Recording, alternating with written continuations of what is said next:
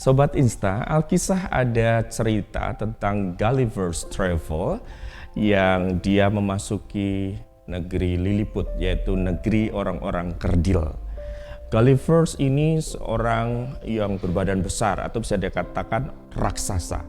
Bagi orang-orang di negeri Lilliput yang orang-orang kerdil itu, Gulliver adalah makhluk atau pribadi yang bisa mengancam negeri itu. Oleh karena itu, para orang-orang di negeri Lilliput, orang-orang kerdil itu berusaha bagaimana bisa mengalahkan Gulliver ini supaya tidak merusak dan mengancam kehidupan mereka. Ketika Gulliver ini tertidur nyenyak, maka orang-orang dari negeri Lilliput ini, orang-orang kerdil ini mencoba untuk mengambil tali, ya. Ribuan tali diikatkan ke tubuh si Gulliver ini ketika dia sedang tertidur nyenyak. Bagi orang-orang kerdil ini, tali ini begitu besar, tetapi bagi Gulliver sebenarnya ini hanya benang tipis kecil, sehingga dengan satu gerakan aja bisa putus. Tetapi karena kegigihan dari orang-orang di negeri Lilliput ini, dengan ribuan tali ini yang bagi mereka ini besar, tapi bagi Gulliver itu kecil, ternyata dengan ribuan ini, banyak sekali tali ini yang diikatkan ke tubuh ini, sehingga membuat Gulliver itu tidak bisa bergerak, tidak bisa melepaskan itu, dan inilah jadi ikatan yang kuat sehingga dia tidak bisa berbuat apa-apa.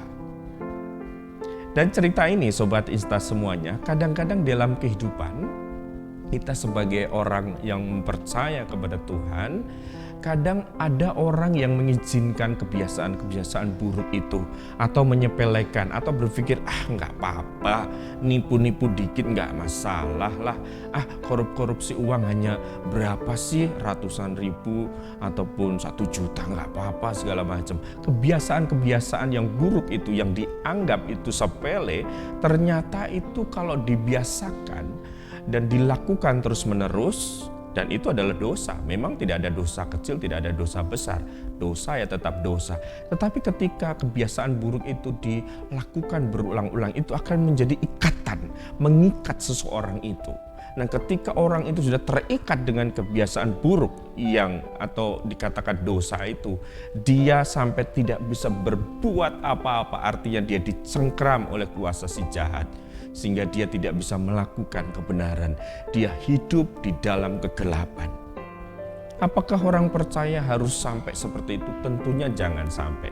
Karena itu Roma 6 ayat 18 berkata, kamu telah dimerdekakan dari dosa dan menjadi hamba kebenaran.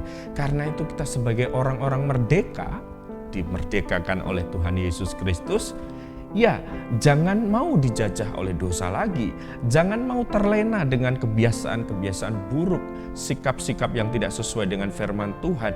Kita harus berani melawan, kita harus berani menyuarakan kebenaran. Karena kita adalah hamba kebenaran, bukan manusia yang dijajah dosa lagi.